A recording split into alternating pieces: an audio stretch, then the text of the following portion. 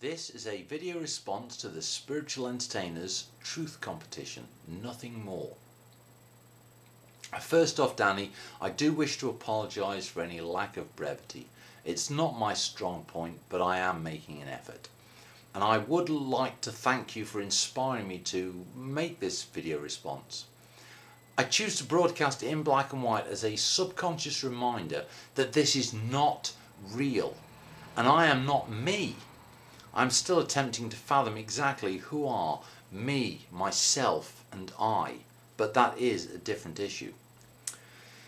So, you suited up to intimidate, did you, Danny? I mean, that was your claimed intent, I believe.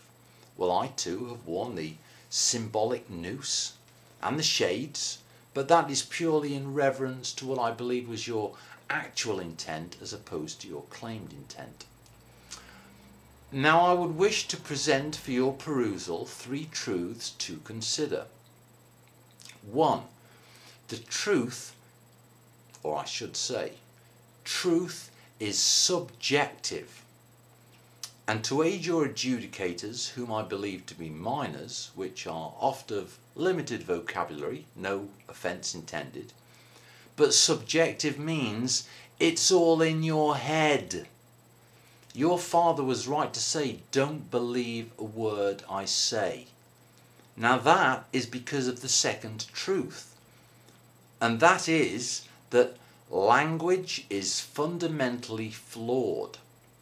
Now there's a very simple reason for this. And that is that words are defined by other words. And as a word is a symbol, it is representative of something else.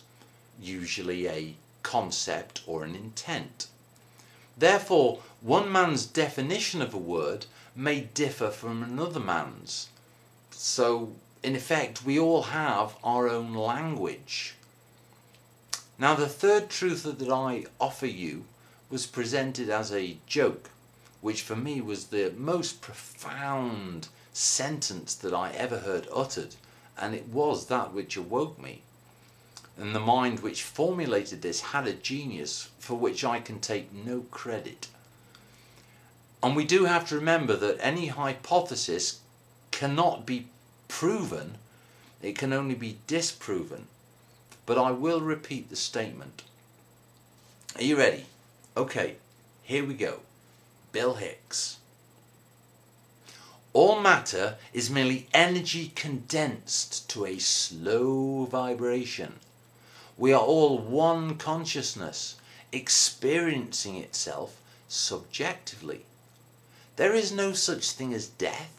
Life is only a dream, and we are the imagination of ourselves. That's the truth. Now here's Tom with the weather. No, sorry. I'm also, come to think of it, reminded of a sentence I heard on the X-Files. And that is very simple, but it also should be considered as advice. Trust no one, believe nothing, and deny everything. Now that deny everything, well, that's actually legal advice, which I am not permitted to give. However, I am merely quoting it. And it's wise because of the second truth, that language is fundamentally flawed. For instance, if I am stopped by someone claiming authority as a policeman or a police officer, 2 different things, by the way.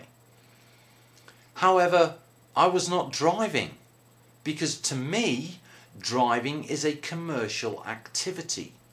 And if I am not conducting a commercial activity, I am not driving.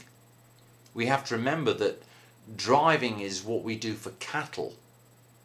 And therefore, if I am not conducting a commercial activity, I am not driving, I am travelling.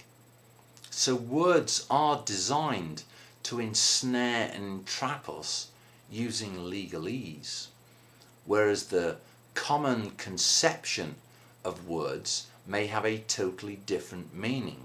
Therefore, denying everything is based upon our own definitions of what a word means.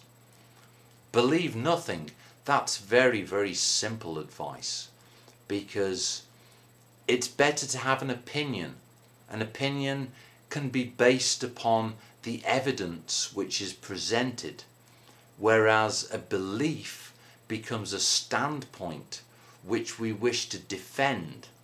Again, we take a stand, and it's not the same as, say, a judge who sits. Why does a judge sit? Well, we take a stand. We do need to question everything. And that is something that, Danny, I admire in you greatly, that you are not prepared to take another mind's truth and you only consider your own. Anyway, that's great, kids. Have a laugh. See you again on the other side. Bye for now.